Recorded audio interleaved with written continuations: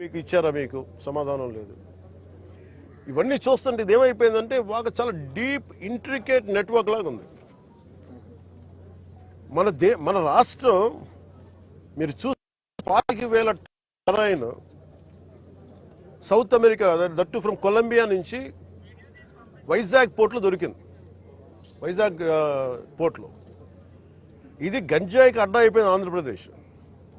నేను లోపలికి వెళ్ళి మాట్లాడి పైకి ఎక్కాలి అంటే తిప్పుతున్నారు, అక్కడే తిప్పుతున్నారు, వెళ్ళనివ్వట్ల. నాకు ఎంత ఆశ్చర్యం అనిపించిందంటే నేను వెళ్ళి కూర్చొని మాట్లాడుతూ ఉంటే మీకు చెప్పా, you will have consequences for this అని చెప్పి. నేను మీకు తర్వాత వీడియోస్ కూడా మీకు రిలీజ్ చేస్తాను.